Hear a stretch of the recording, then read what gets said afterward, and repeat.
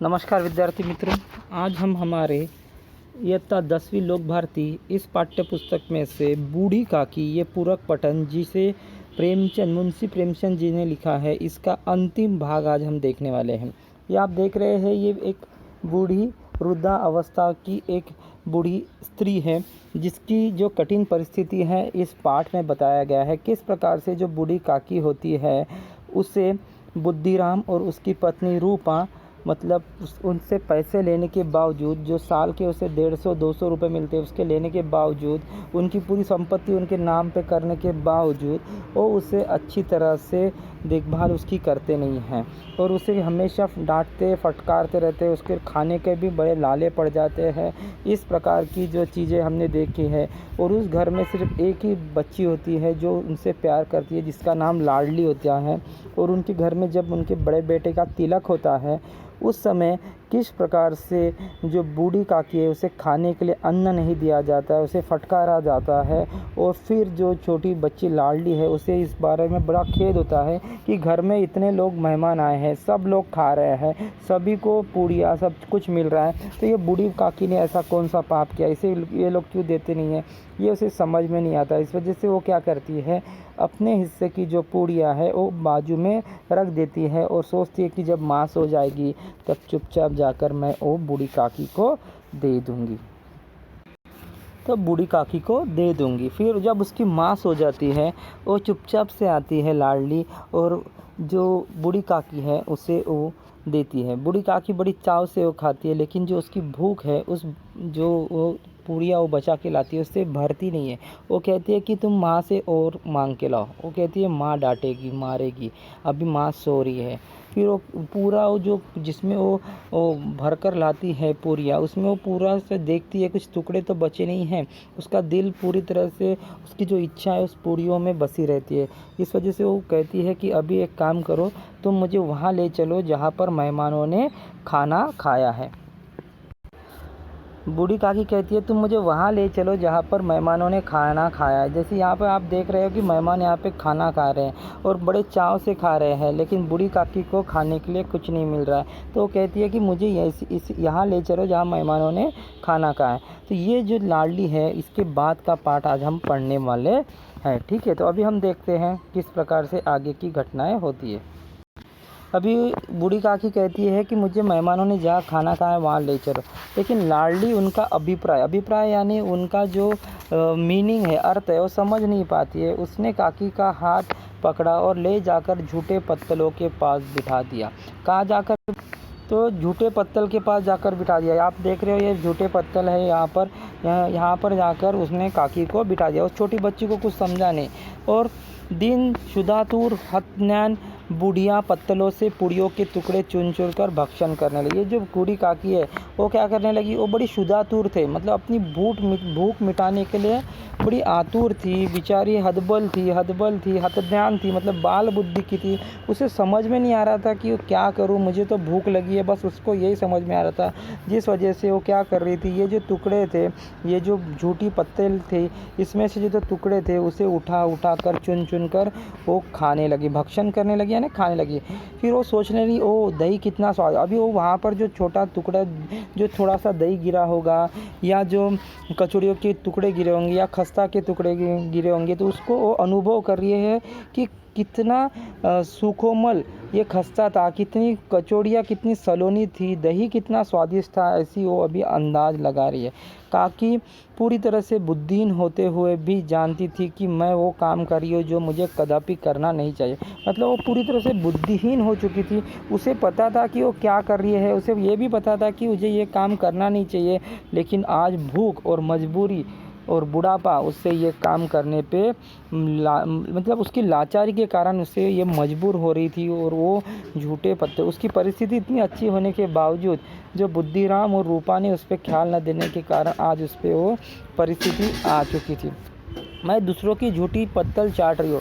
वो दूसरों की जो झूठी पत्तल थी वो चाट रही थी। परंतु बुढ़ापा तृष्णा रोग यानी एक प्रकार तृष्णा यानी प्यास, मन की इच्छा होने वाली जो भी बात होती है उसे पाने के लिए व्याकुल। जैसे आज उसे भूख है तो उसको अन्न पाने के लिए वो व्याकुल थी। जब संपूर्ण इच्छा एक ही केंद्र पे, और उसकी संपूर्ण इच्छा एक ही केंद्र पे लगी हुई थी, वो थी उसकी स्वादेंद्रिया। जो उसकी भूख थी, जो उसकी टेस्ट थी, उस पर वो केंद्रित थी, जिस वजह से उसे बाकी कुछ सोच नहीं रहा था। उसे पता था वो जो कर रही है वो गलत कर रही है, लेकिन वो करने में वो मजबूर थी क्योंकि उसे वो भूख बर्दाश्त नहीं हो रही थी मित्रों। हो ठीक उसी समय रूपा की आंखें खुली, और जो रूपा सो रही थी उसकी आंखें खुली। उसे मालूम हुआ कि लाडली मेरे पास नहीं। उसने देखा कि उसके आसपास लाडली नहीं है। वो चौकी चारपाई के इधर उधर ताकने लगी, लेकिन कहीं नीचे तो नहीं गिर गई। फिर वो चारपाई जहाँ पर वो सोई थी वहाँ पर इधर उधर ताकने लगी। उसे लगा कि छोटी बच्ची है, कहीं नीचे तो नहीं गिर गई चारपाई से। उसने वहाँ न पाकर वह उठी तो क्या देखती है कि लाडली झूठे पत्तलों के पास चुपचाप खड़ी है, और बूढ़ी काकी पत्तलों पर से पूड़ियों के टुकड़े उठा उठा कर खा रही थी। और जब उसने वो दृश्य देखा, जब वो बाहर आई, उसने दृश्य देखा तो क्या देखा? उसने देखा कि जो लाडली है वो झूठे पत्तलों के पास चुपचाप खड़ी है, और वो जो बूढ़ी काकी है वो पत्तलों से टुकड़े, पूड़ियों के टुकड़े उठा उठा कर खा। कितना दयामय दृश्य है मित्रों, ये देखो।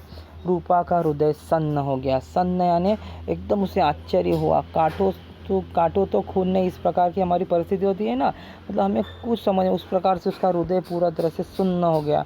परिवार का एक बुजुर्ग दूसरों की झूठी पत्तल टटोले, इससे अधिक शोक में दृश्य असंभव था। उसे ये लग रहा था कि परिवार का एक बुजुर्ग दूसरों की पत्तल टटोले, दूसरों की पत्तल ढूंढे उसमें क्या क्या है, इससे अधिक दुख भरा दृश्य कौन सा हो सकता है। ये बहुत ही असंभव दृश्य था, इसी उसे लग रहा था। पूड़ियों के कुछ ग्रासों यानी निवालों टुकड़ों के लिए उसकी चचेरी सास, मतलब उसकी चचेरी सास थी, ऐसा पतित और निष्कृष्ट काम कर रही थी। पतित यानी गिरा हुआ, पतित यानी क्या होता है?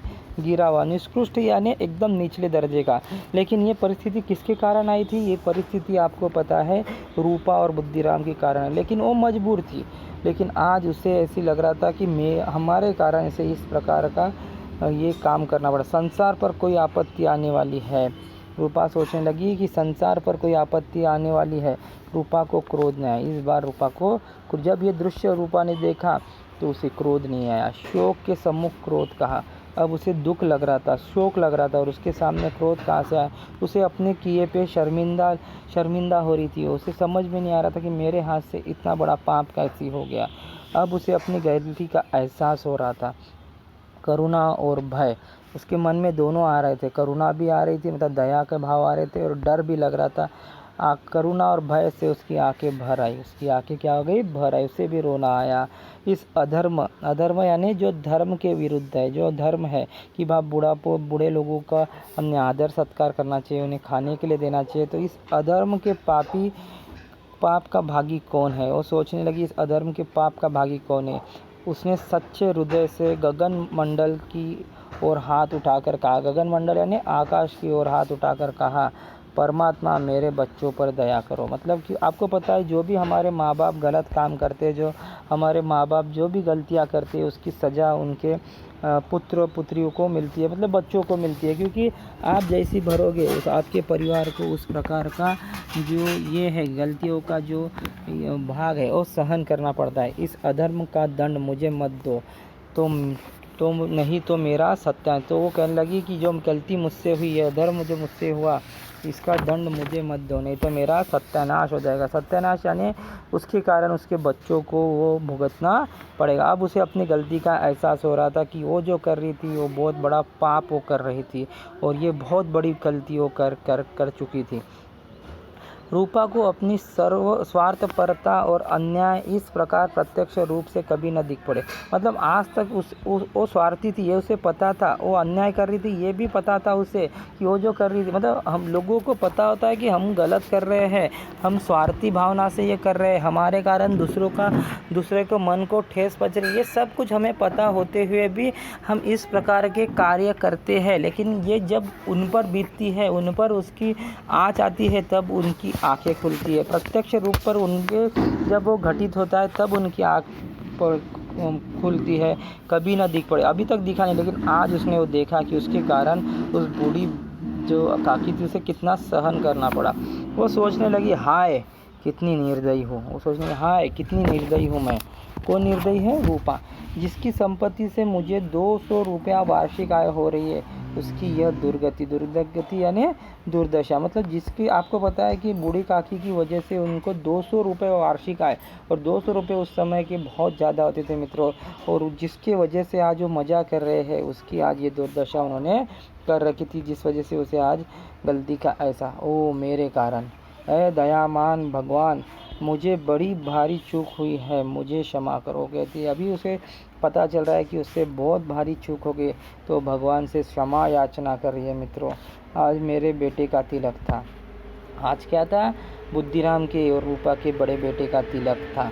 सैकड़ों मनुष्य ने भोजन किया, मतलब कितने लोग आए, सभी ने पेट भर के भोजन किया। मैंने उनके इशारों की दासी बनी, मतलब सब जो मांग रहे थे, मैं नौकर समान उनके आगे पीछे घूम रही थी। कोई छाछ मांग रहा था, कोई ठंडाई मांग रहा था, कोई कुछ, मैं दासी बनी रही।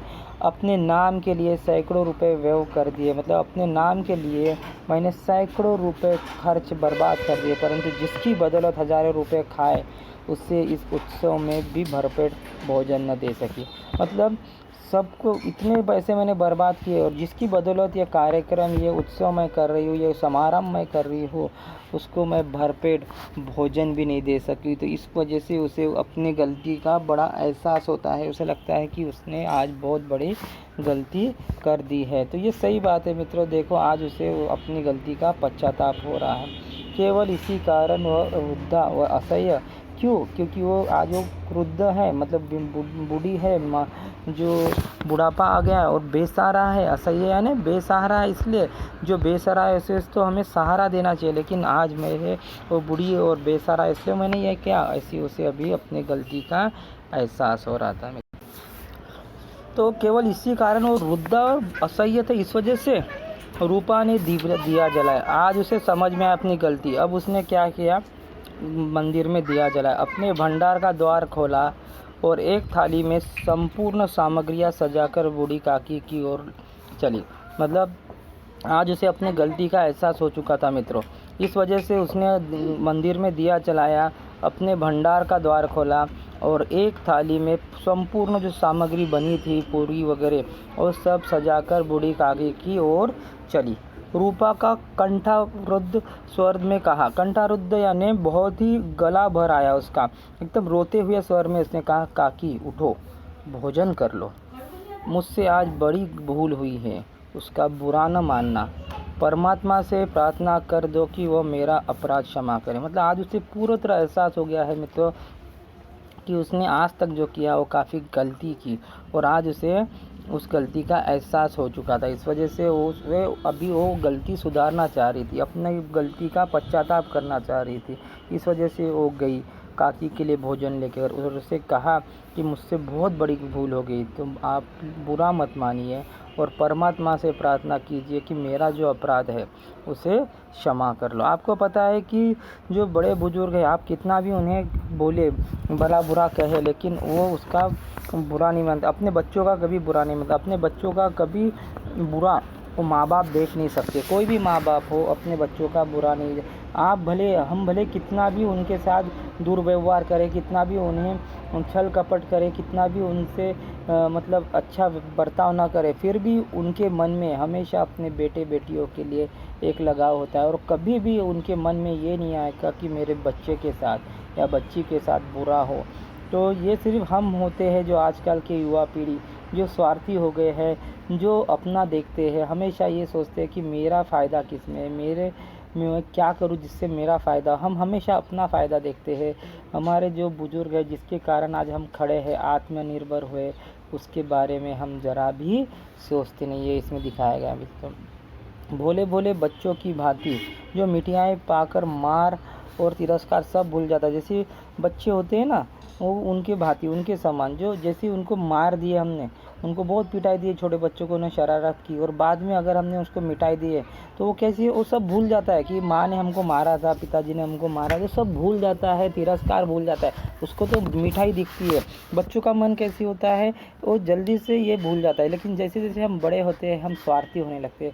हमें ये लगता है कि हम दूसरों को ठेस कैसी पहुँचाए, दूसरों को तकलीफ़ कैसी दे। ये बचपन में नहीं होता मित्रों। बचपन में आपने बच्चों को देखा है ना, दो बच्चे खेलते हैं, तुरंत झगड़ा करते हैं, फिर आधे घंटे में मित्र हो जाते हैं, तो उनके मन में ये पाप भावना, द्वेष भावना नहीं होती है। तो इस यही उदाहरण उन्होंने दिया है कि जैसे उनको, बच्चों को, भोले भोले बच्चे होते हैं, उनको अगर मार भी दिया लेकिन बाद में उनको मिठाई देकर उनको समझा सकते हैं, तो अपना जो तिरस्कार है, अपना जो गुस्सा है, वो सब भूल जाते हैं। बूढ़ी काकी वैसे ही सब भूल कर बैठी हुई खाना खा रही, वो भी बेचारी वैसे ही सब भूल कर, अब वो गुस्सा करके भी क्या करेगी। इस वजह से वो बैठकर सब भूल गई थी कि बुद्धिराम और रूपा ने मेरे साथ किस प्रकार का व्यवहार किया, उन्होंने किस प्रकार से मुझे बेइज्जत किया, मेरा अपमान किया, सब भूल गई थी। अब वो सिर्फ बैठकर चुपचाप खाना खा रही थी मित्रों। उनके एक एक रोए से सच्ची सदिच्छाएँ निकल रही थी कि और रूपा बेटी इस स्वर्गीय दृश्य का आनंद लेने में निमग्न थी।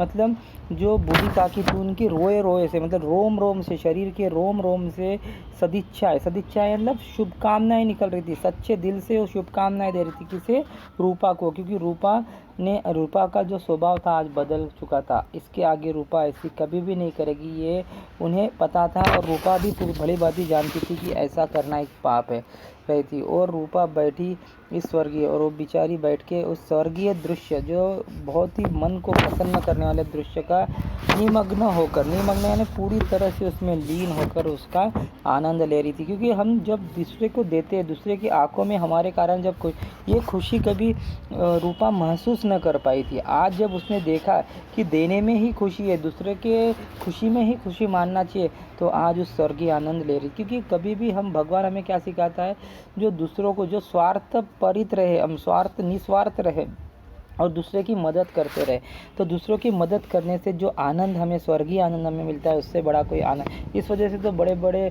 जो क्रांतिकारी पंडित जवाहरलाल नेहरू हो गए, महात्मा गांधी हो गए, डॉक्टर बाबा साहब आम्बेडकर हो, कितने ऐसी जो महान विभूति, संत गाडगे बाबा हो गए, टुकड़ोजी महाराज हो गए, सभी ने सब कुछ त्याग करके सब अपना जो पूरा जीवन है वो जन कल्याण में लगाया। क्योंकि उनको पता था कि मेरे से ज़्यादा मेरे जो शरीर है उसकी ज़रूरत लोगों को है। तो इस प्रकार से दूसरों को आनंद देने में हमें अपना जीवन, बाबा आमटे देखो आप, जो चंद्रपुर वरोरा में अपना कुष्ठ रोगी की सेवा, इस प्रकार से कितने लोग हैं। सिंधुताई सपकाळ देखो मित्रों, जिसने अपने जीवन का, उसके जीवन में कितना दुख था, उसके भूलकर आज वो अनाथों की माँ बनी बैठी है। तो ये मदर टेरेसा देखो, सब ये, तो हमें इससे कुछ सीख लेनी चाहिए। और इस प्रकार का व्यवहार कभी भी हमारे से नहीं होना चाहिए, इसका ख्याल रखना चाहिए। हमारे कारण मिले तो खुशी मिले, दुख किसी को ना मिले, तकलीफ़ किसी को ना मिले, इसका हमेशा हमें एहसास रखना चाहिए मित्र। ठीक है, आशा करता हूँ आप सबको ये पाठ बहुत पसंद आया होगा। मुझे तो दिल से ये पाठ बहुत पसंद आया, और बहुत सी अच्छी चीज़ें इसमें से सीखने लायक है मित्रों। आप ज़रूर इसमें से कुछ चीज़ें अपने जीवन में अमल में लाएं, अपने विचारों में अमल में लाएं मित्रों। यही मेरी एक आपसे विनती है, और इतना कह के ये पाठ हम यहीं पे समाप्त करते हैं। धन्यवाद।